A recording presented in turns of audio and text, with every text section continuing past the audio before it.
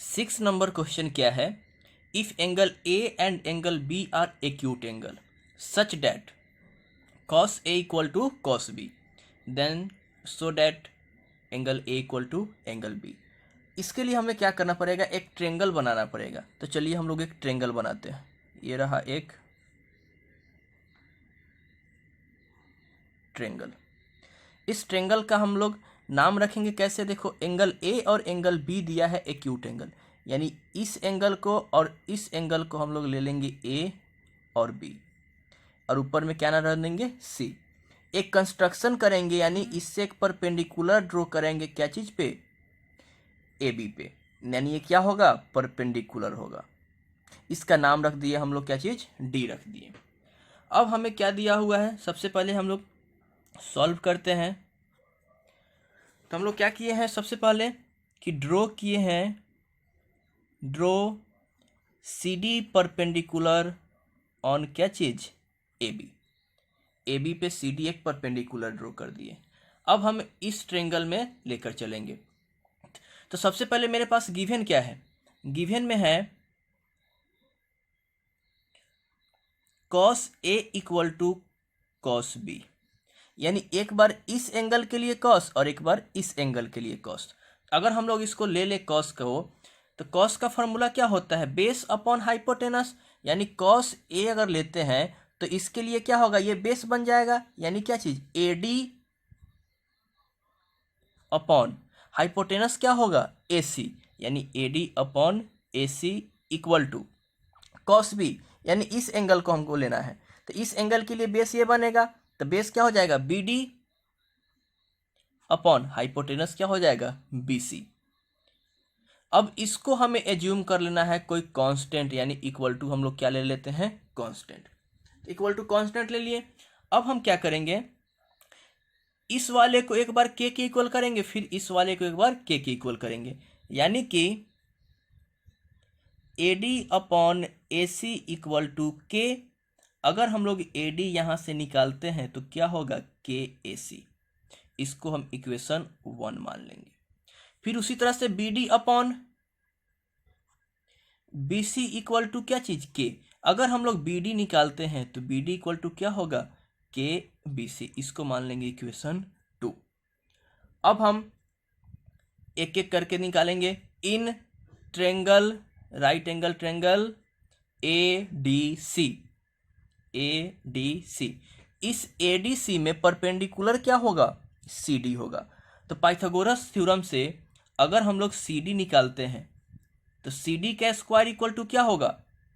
AC का square minus AD का square, यानी इस CD का स्क्वायर होगा किसके? AC के स्क्वायर माइनस AD के स्क्वायर के इक्वल। AC कितना है? AC को AC रहने देते हैं, माइनस। अब AD के जगह पे हम लोग क्या रखेंगे? KAC। AD के जगह पे हम लोग क्या रखेंगे? KAC का स्क्वायर। अब दोनों में से AC स्क्वायर कॉमन ले लेंगे तो क्या बचेगा? 1 माइनस K।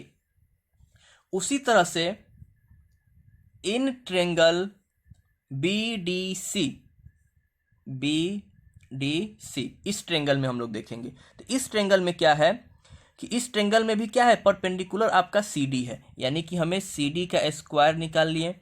इक्वल टू क्या होगा? हाइपोटेनस का स्क्वायर माइनस बेस का स्क्वायर, यानी कि BC का स्क्वायर माइनस BD का स्क्वायर।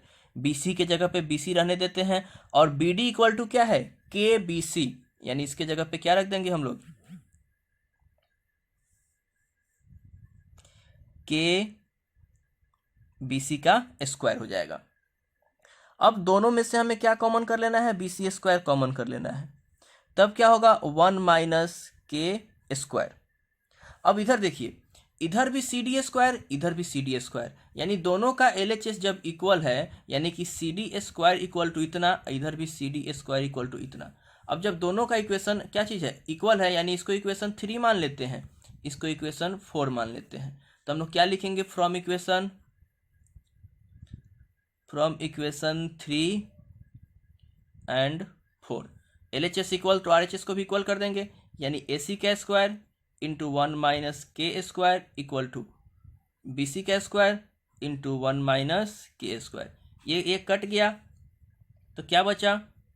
ए सी का स्क्वायर माइनस बी सी का स्क्वायर, स्क्वायर से स्क्वायर खत्म, यानी ए सी इक्वल टू क्या चीज, B C. A C equal to हो गया बी सी। अब इस ट्रेंगल में देखिए, in triangle A B C, बड़े वाले में, किस ट्रेंगल में, बड़े वाले ट्रेंगल में, in triangle A B C क्या गिवन है, as A C equal to क्या है मेरे पास, बी सी। यानी जब दो बड़ा ट्रेंगल में ए बी सी में ये साइड इसके इक्वल हो गया, तो हम लोग 9th में पढ़े थे कि अगर किसी भी ट्रेंगल का दो साइड आपस में इक्वल होता है तो उसका अपोजिट एंगल भी आपस में क्या हो जाता है, इक्वल। तो therefore angle A equal to क्या हो जाएगा, एंगल बी। रीजन में क्या लिखेंगे, angle opposite to equal side of a triangle, यानी एंगल किसके अपोजिट है, इक्वल साइड ऑफ ट्रेंगल के, यानी क्या हो जाएगा मेरे पास, angle A equal to angle B, hence showed, hence क्या चीज, सोड।